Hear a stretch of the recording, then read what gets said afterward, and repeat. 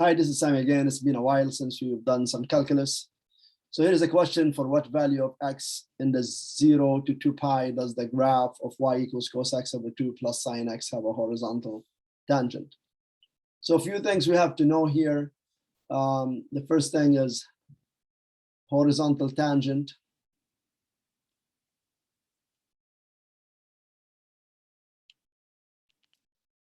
Means m equals 0, which is the slope equals 0. And of course, you know the derivative means the slope. Now, the other thing we also need to know, this is a quotient. So you have to know how to take the derivative of a quotient. So if y equals a over b, then y prime, the derivative would be a prime b minus b prime a all over b squared.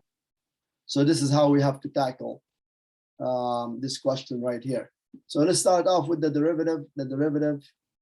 And maybe let's just say here a equals cos x, and a prime would equal negative sine x. So the derivative of cos is negative sine, and b equals b 2 plus sine x, and the derivative of that, well, b prime would be just cos x, because the derivative of 2 is just 0.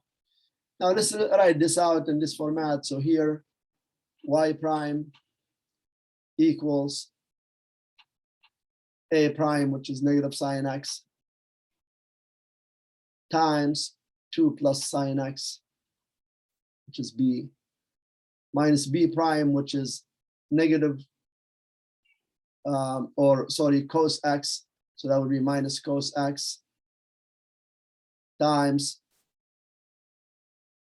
a, which is cos x as well. Now here, what we're going to have, of course, over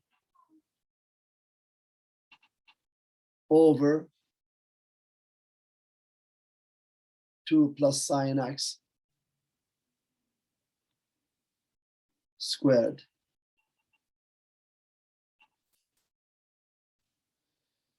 So now at this stage here, we got to equate this to 0, because we said a horizontal tangent will have a slope of 0, and therefore you set up the derivative, which is the slope, to 0, and solve. And you know, when we set up this to 0, the bottom, when you cross multiply it to 0, just disappears, becomes 0. So what you're after the top here. So we're going to just start distributing the top. So I'm going to get negative 2 sine x minus sine squared x, and that's going to be minus cos squared x. This works out to be negative 2 sine x. You know what? I'm going to factor out a negative from these two here, because I'm seeing that if I do that, I'm going to get 1. And that's the first Pythagorean identity in the trig section, which is sine squared plus cos squared is 1. So now I could rewrite this as 0 equals negative 2 sine x minus, and all of this is 1. So just that's 1. Now we have to solve this for sine x. So I'm going to move the negative 1 to the other side. So that's 1 equals negative 2 sine x. And then divide both sides by negative 2. And therefore sine x equals negative 1/2. Now, if the sign is negative and we're trying to find the angle between 0 and 2 pi, or the two angles between 0 and 2 pi, what I do, I just do my quadrants.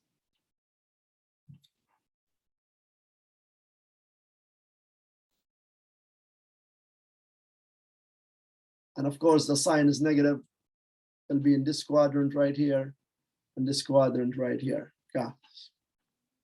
And any of you that forgot that, is all students take calculus. And so therefore the sign is positive in the first and the second quadrant.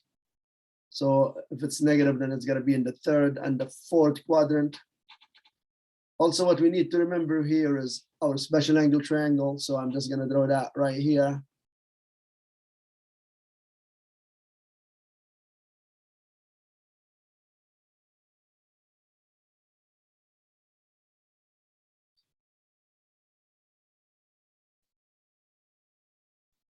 So here's the 30, 60 degree triangle.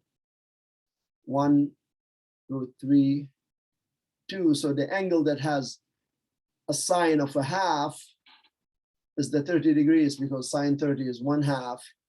And of course, 30 in radians because we have to find the angle in radians since it's between 0 and 2 pi. The angle in radians, 30 is pi/6. So what you do, you stick pi/6 right here and right here. What that means, it means the reference angle here is pi/6 and also here is pi/6. But of course, you're after this angle here, that measuring from 0 all the way to here. Since this is 0 and this is pi, and all the way around is 2 pi.